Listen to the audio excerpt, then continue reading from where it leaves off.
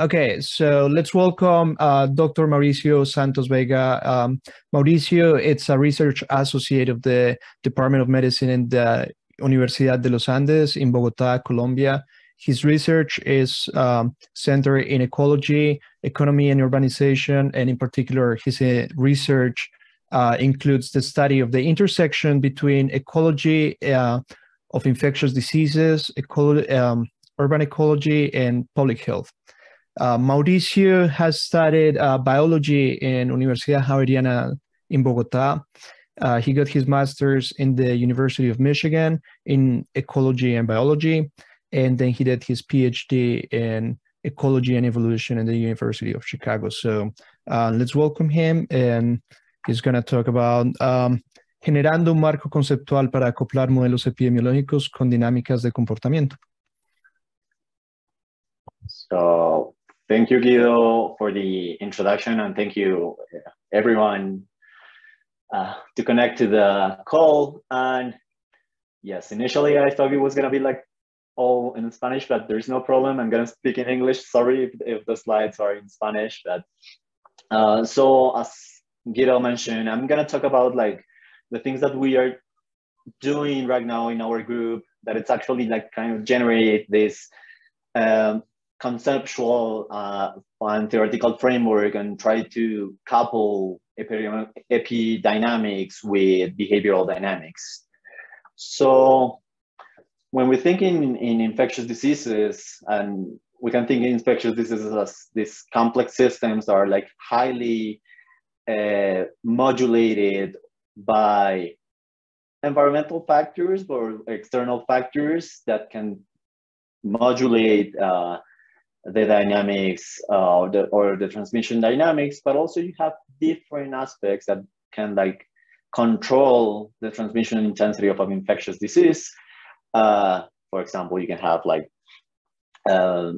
environmental factors affecting the vector ecology. You can have like interactions with the human-made environment. So that's these associations with urbanization, and you have intrinsic factors of the disease as the immune factors, the genetic factors, but you have these social factors and these behavioral factors that, like, well, after the pandemic, I don't need to defend this, but it's like quite important and have like an important effect on the dynamics. And if we're thinking how behavior can affect like the transmission dynamics, we can think in multiple paths that we can like actually affect the transmission dynamics. So we can have like different contact rates, or we can have different levels of social organization, or we can have, and it's the thing that I'm gonna talk today, and it's like you can have different perceptions of your risk, and given that risk, or given how you evaluate that risk of getting infected, you switch your behaviors or you change your behaviors, and you kind of sort of like look back into the system and modify sort of like the way that you behave or the decisions that you make. So it's this really interesting system that you have like the disease dynamics coupled with the behavioral dynamics. And so far, most of the models or most of the epi models tend to like overlook these dynamics. So we have like our SIR models with different, or SIR type models with different levels of complexity, with different levels with different levels of complexity, and you can model the disease dynamics with these models, but incorporate this very ubiquitous or very complex like association with behavior. Usually it's overlooked, and usually we don't take into account like how behavior could like dynamically change the transmission dynamics, and also how the transmission intensity also make people like, or generate the emergence of certain behaviors. And that's like, and if you're thinking in this kind of models, like, obviously, I'm not gonna say that those models are not existent. So there are like different approaches to incorporate behavior in the models, but usually those models are quite complicated or quite complex in the way that they are formulated. So we tend to have agent-based models to incorporate this kind of like behavioral dynamics in the models. And sort of like, I'm trained as an ecologist, and we love like these very simple models to explain dynamics. And that was kind of like our goal in this project, try to generate this theoretical framework to incorporate dynamically behavior in the models for these variant transmission paths. So the results that I'm gonna show today are results of a paper that we show how to couple behavior in a human-human disease, and new things to how to incorporate this in a vector-borne disease. So our framework starts with a very simple model who couples a behavioral system with a disease system. And our disease system is a very simple SIS model that we have the transmission described at this contact rate or this transmission parameter beta. But the interesting part here is that we dynamically couple our system with a behavioral dynamics where like the people can decide between two strategies, cooperate or deflect. And in this case, it could be like different things. For example, you can use your mask or not, you can like use your bed nets or not, or in the case of like other diseases like dengue that are associated to the way that you manage the water, you can store your water at your household, or you can use tap water. So the way that we formulated this model is like the behavioral system is described as this replicator dynamics. So you have this very simple game theory, or this very simple prisoner's dilemma dynamics, where you have your payoff matrix. But the interesting part here is that the payoff matrix, or in one of the terms in the payoff matrix, you have terms that discount this payoff. And it's discounted by this term sigma, that is a function of the number of infected people that you see in the system. So, and this is it's a term that we call the infection awareness. So the more people that you see in this, the more people infected that you see in the system, the less payoff you have in the strategy to not cooperate. So given that it's a prisoner's dilemma dynamics, I don't need to explain probably this here, but like remember that the strategies that always have the highest payoff is not cooperate, and in this way, or incorporating this effect, we will try to sort of like capture that you tend to switch your dynamics when you see a bunch of people infected in the system. But there's another way to incorporate this coupling in the system, and it's like, well, if you see a lot of people cooperating in the system, a lot of people deciding for actions, for decisions that reduce your risk, that should have an effect on the transmission dynamics. So the number or the fraction of the cooperators in the system has an effect on the beta, and that's an exponential decay, and you sort of like fall to a basal or to a beta max, that is sort of like the base transmission that you have that is not dependent on the behavior. So even if like everyone cooperates and sort of like decide to go for actions that actually reduce your disease risk, in the end, you will have sort of like a base transmission that is not dependent on that. That probably is depending on other factors, environmental factors, or different like intrinsic factors of the disease. And the idea here was like, well, we want to simulate what happened with the fraction of infected people in the system if we vary the awareness parameter, that sigma, on the x-axis, and the transmission represented in the R0.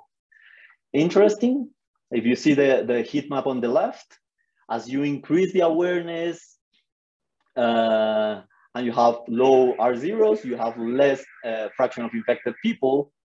But the most interesting part here is the heat map on the right, where you see that if you increase awareness and you have a system with a high R0 or a high transmission, there is an emergence of cooperation in the system.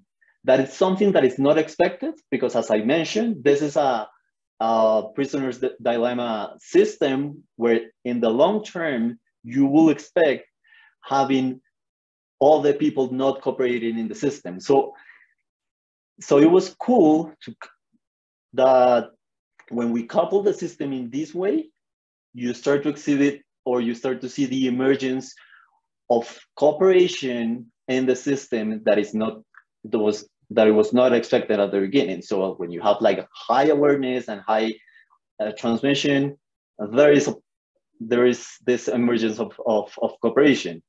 And then we think, okay, this awareness could be implemented in different ways. So we think in awareness in the way that you perceive the risk in a system, and you can perceive this risk locally. So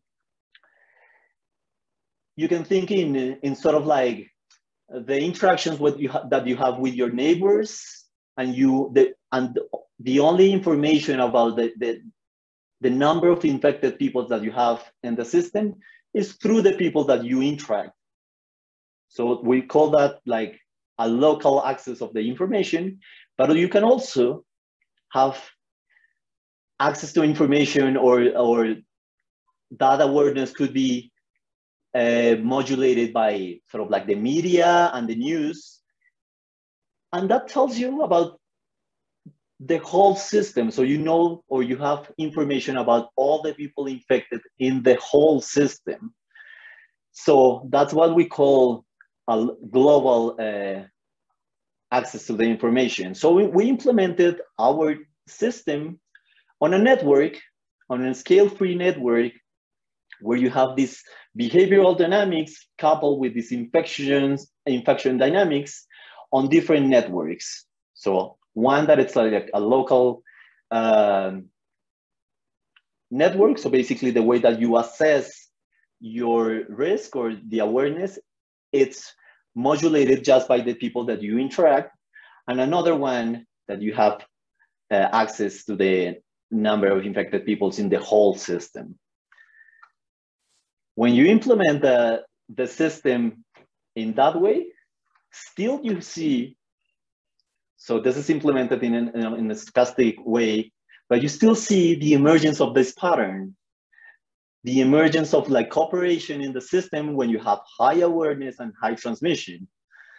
Even if you have a local and a global dynamics, I'm not presenting the dynamics here, but when you have these local dynamics, the system like goes or the pattern emerges faster, and we think it's a matter of like the way that you impose this network structure in the system. And that led us to the next question that I was like, well, is the topology of the network having some effect on the transmission, on the emergence of these patterns. So we implemented the same model, but with different network topologies. So we use a random topology or a random network and a grid network, and you implement the same model with those networks. You lose completely the pattern or the behavioral pattern that you see in the previous slide. And that's, for us, was really interesting because like it's simply you need some structure to have the emergence of these behavioral aspects. And in certain way that's logic and that's expected. So now my student Nicolas, it's actually exploring systematically going from random networks to clustered networks and try to see if there is sort of like a point or some structure in the network that actually like generates the emergence of this pattern. Hopefully we will have results soon on this project, and we're also playing with the connections and I'm playing with the modularity of the networks and try to like sort of like disentangle the mechanisms behind the appearance of this pattern in the system. But another thing that we're doing, it's like these were results just for a human-to-human disease.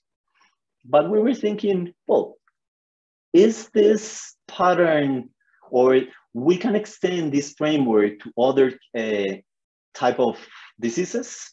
And the type of diseases that we are extending now, the framework, it's vector-borne diseases, and we're actually working with Aedes-borne diseases, and more specifically with dengue, where this is our results of a paper that it's gonna come out on Nature Ecology and Evolution next week, but it's a framework that we sort of develop that poses all the complexities when you are trying to understand transmission dynamics of dengue in urban systems, where you have all these ecological factors, but those ecological factors are associated, are coupled with behavioral and sociocultural factors, but also are associated with the way that a city is built.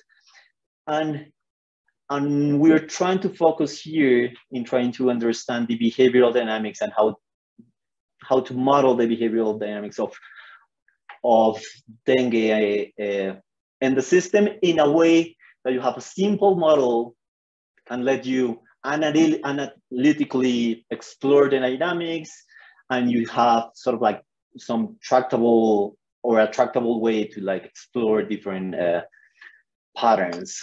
So just to motivate here, these results are motivated by our fieldwork in the city of Ibagué, in the state of Tolima, in Colombia.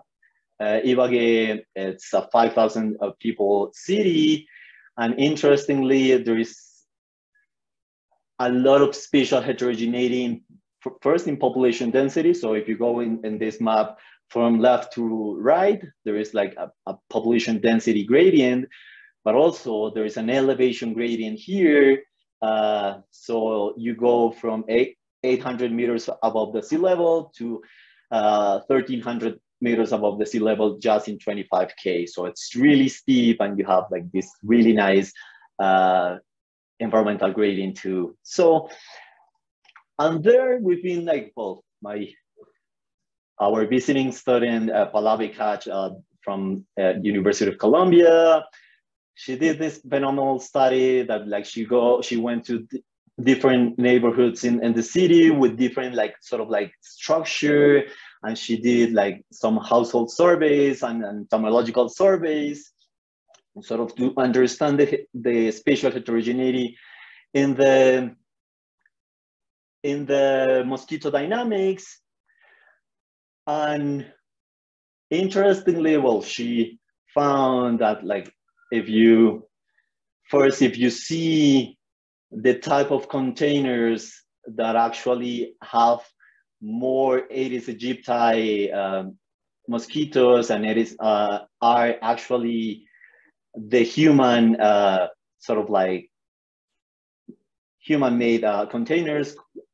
And it's really interesting, and it was sort of like the first studies showing that this, or the mosquito dynamics, is highly modulated of like people, of how the people store or manage their waters. But interestingly, if you see, so here on the top left map, you see the Aedes larvae in the 10 neighborhoods that we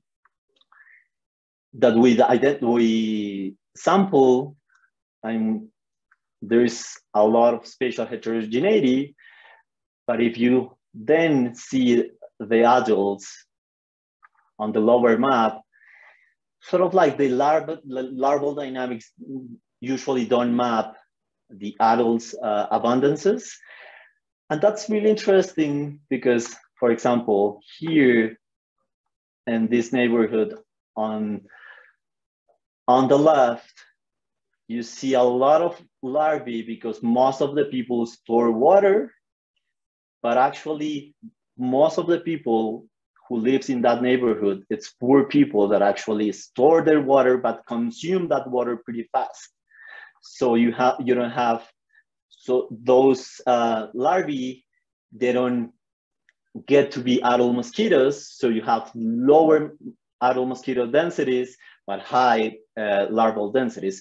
And it's a very interesting dynamics, highly modulated by how the people consume the water. So we saw that pattern, and my student Simon decided to run this experiment. We have the different, like, this is a classic water container that the people like call lavaderos. The people used to wash their clothes, and in most of their households in Colombia, they have one of these in their houses. And interestingly, this type of containers were the ones who had the higher positivity in the larvae. And Simon, what he did was like, I'm gonna do an experiment where I can play with the water consumptions and try to see if that actually has an effect on the number of larvae that I see in the system. So he ran this experiment where he had the water containers at their lower level or at the highest level. So we call that no consumption water containers. We have another another set of containers with slow consumption of the water, medium consumption of the water, and high consumption or water consumption. So with this experiment, we sort of map the different like consumption patterns that you can have in the system. And when we compare the number of larvae in these containers, well, the story is a little bit more complex than you see in this box plot. But basically, if you don't store water, or if you don't, if you don't have like water in your water containers, actually you have significantly lower larvae, as opposed to if you have containers with like high amount of water in the containers. So it was really interesting, or it was the proof that actually like the way that people manage their water, it's actually really important for the mosquito dynamics, and that should have an effect on the transmission dynamics. So what we did here was like, well, based on those observations, there's a way to extend our framework for a vector-borne disease. And so we had our very simple system where we have the human dynamics expressed in this SEIR model.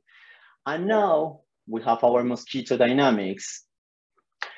And then we have the system coupled with this behavioral dynamics that, again, it's a replicator dynamics where you have this sort of like prisoner's dilemma system.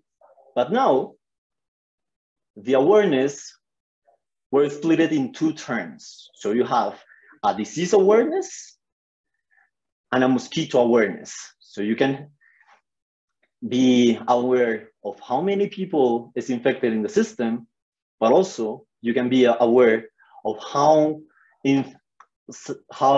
infested is your household and how many mosquitoes you have in the system. And again, the number of that has an effect on the number of cooperators on the behavioral dynamics that you have in the system, and the number of people that cooperates, that in this case is the number of people that use like tap water as opposed to like store water in their houses, has an effect on the transmission dynamics. And you can see that here in these G terms, that one is a sigma dependent on the disease, and the other one is a sigma dependent on the vector. That here are the equations for those two terms. And the interesting thing is like when we analyze the system here for this system, first, this is kind of the dynamics when you have, so each plot in this panel has a different disease awareness, and each of the lines in each of the plots, it's a different vector awareness. What's the interesting part here? Well, there is only one steady state in the system, and in the end, so everyone is not cooperating in the system. And the only thing that changes is when you start to change the mosquito vector awareness, that steady state or that stable point is changing as opposed to when you change the disease awareness. So in other words, it's like, as you change the disease awareness, you don't see the changes in the pattern. So all the lines are like still like pretty flat.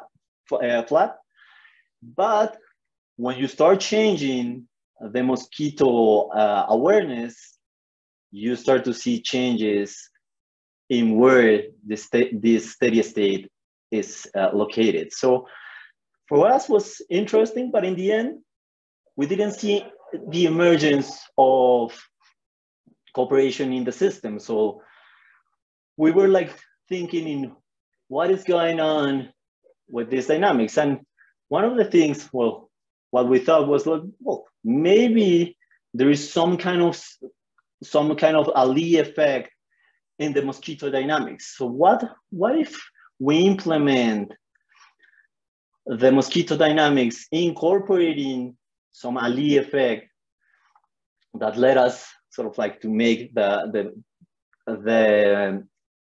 mosquito dynamics depending on the density. And when we added this Ali effect on the model, interestingly, you start to see, so here you have this, again, this space plots. So on the y-axis, you have the number of the fraction of cooperators, and on the x-axis, you have the disease awareness. And what we call here the disease awareness, it's actually not the parameter sigma, it's this whole expression. And interestingly, as you start to increase the disease awareness, you see the the coexistence of cooperators and not cooperators in the system. So again, you start to see the same pattern that you see for the previous results. You see the emergence of cooperation in the system, but now the cooperation seems to be driven by the vector awareness. And even more interestingly, you start to see that as you increase the vector awareness, you see some kind of threshold dynamics in the system. So what we are doing right now, we're analytically exploring the R0s and try to see if there is some kind of threshold dynamics similar to an R0, but dependent on the awareness. That will be like super interesting.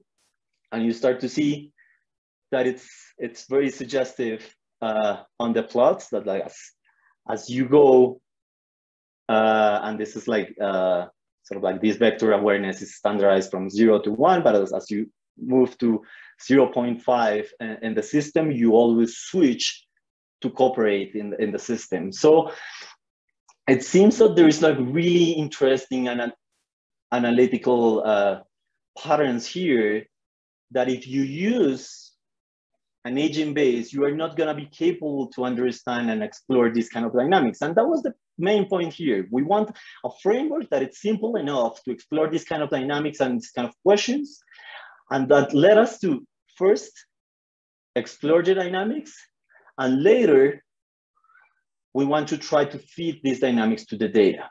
What's the problem here? When you think in awareness data, it's a very vague word. So we're working with social scientists in order to like sort of like do behavioral experiments and try to like disentangle what actually we should measure to feed something to this parameter, the awareness.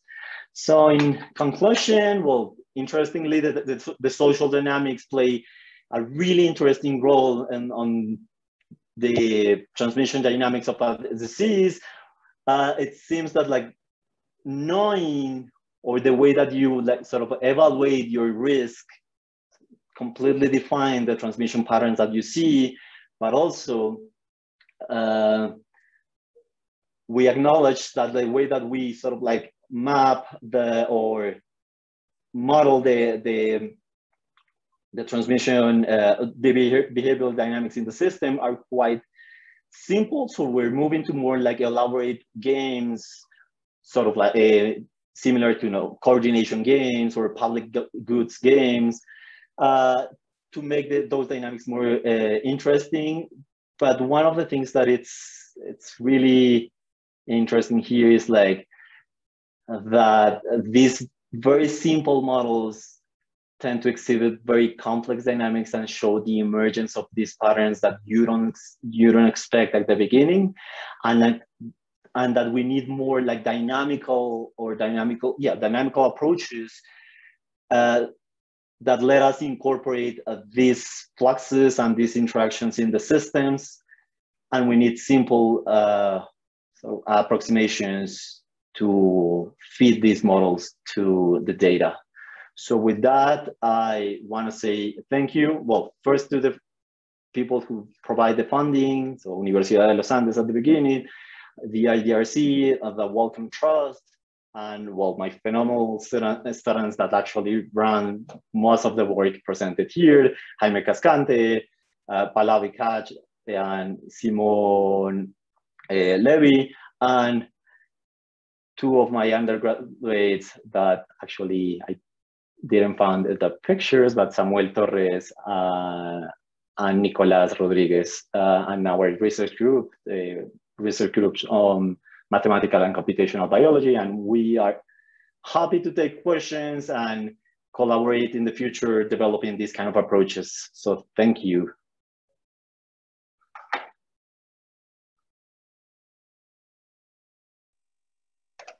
Gracias, Mauricio.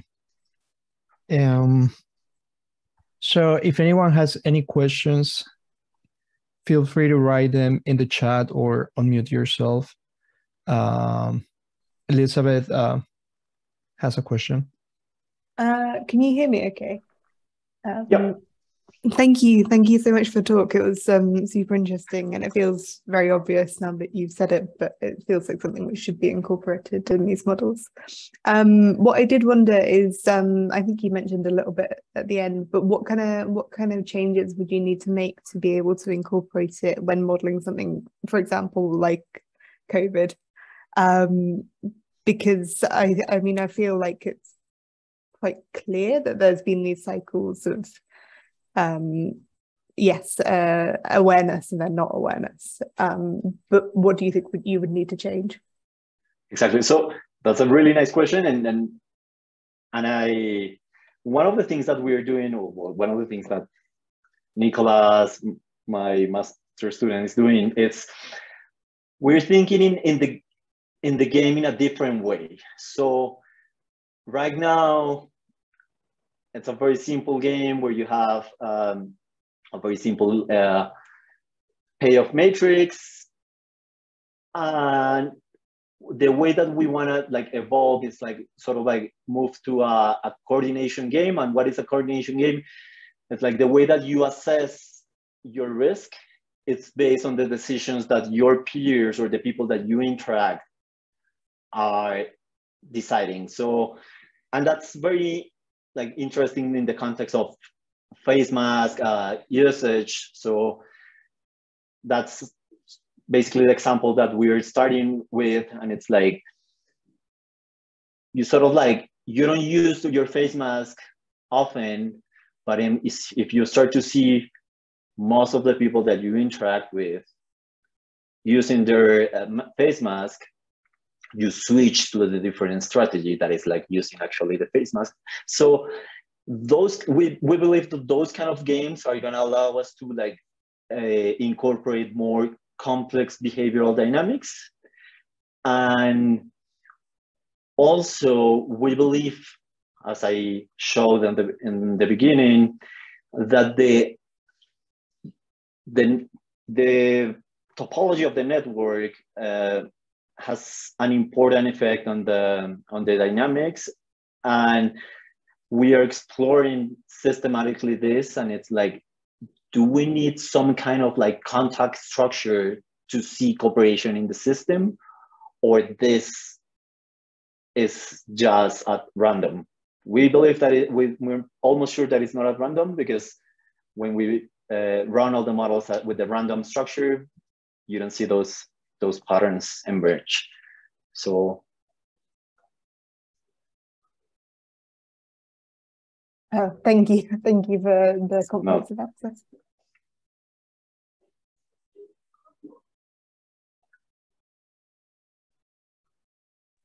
I'm gonna ask a question myself. Yeah, sure. So the awareness or perception, it's a factor that's homogeneously distributed in the population. Did I understand that right? What do you think the effect would be of having heterogeneity in not the disease perception, but how people react? Yeah, how people can be persuaded, or how their disease perception, it doesn't only depend on the infection or what's happening, but it can depend on how stubborn you are, or how willing you are to believe what you're seeing. Exactly. So no, that's a phenomenal question, Guido. And short answer, I don't know. But my hand waving explanation, it's like, and what we are doing right now, it's in the same way that there are these models with the distribution of susceptibility. We are trying to implement sort of like a distribution in the parameter of susceptibility to change or to perceive the risk. Because exactly, for now, everyone is assumed to perceive the risk in the same way. And it depends only on the infected people that you have around you. But you and I can have different like susceptibility to like perceive the news or the gossip. And we're thinking in incorporating a distribution of susceptibility. It would add just one parameter to the system, and it would give us like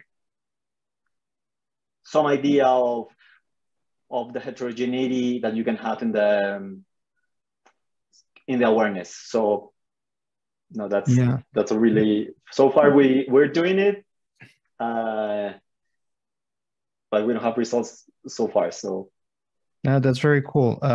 My other question is if the different network structures can also be applied to information networks, so that not the awareness doesn't only come from the contacts and the infections, but it also comes from an information network, and those topologies can also, like, it's kind of building up on the previous question, like, do you think those networks would also have an impact? and that's another really good question, and it's, if so, when I was like saying like, well, the cool part of these simple models is that, like, ideally you want to feed the model to the data, and I think that's when you need to think what your network means. It's an information network, or it's a contact network, or you have a sort of like a multi-layer network where you have contacts on top of like information. And we are eager to collaborate with someone, if someone in the audience wants to collaborate on that, in try to build information networks and sort of like try to run this on another type of network, or try to run this on observed networks. So that will be fantastic. We haven't like pursued that path. It's something that we are really interested. Try to see this sort of like in a more observed system. Cool. And what Mauricio is saying just reminds me of the goals that we have with the MIDAS Latin American branch. That is, well, we're trying to highlight researchers from Latin America and try to connect people in Latin America and outside of Latin America who want to collaborate on this. So collaboration, if anyone wants to reach out to Mauricio after, I don't know if your email is anywhere, or if you want to type it in the chat. Yeah, I will type it in. But that's one of our goals, is to increase collaboration and highlight researchers from Latin America and provide other opportunities, discussion and computational resources if we have available. So thank you, Mauricio, for this wonderful talk. Anyone who wants to reach out and continue the discussion or collaborate, it sounds like Mauricio will be more than happy to do so. I don't know if anyone else has more questions. I don't want to go past our time, but if anyone else has any other questions that want to address, Spanish or English would be fine. And if not, then next seminar will be in October the 20th. I highly recommend this seminar. We're going to have Dr. Kelly Carniga from the CDC, and this would be a very exciting talk as well. So if you can make it next time, please join us. And thanks, Mauricio, again for your talk. Thank you, Guido. Gracias a Mauricio y a todos los que se unieron. Gracias a todos. Mm-hmm.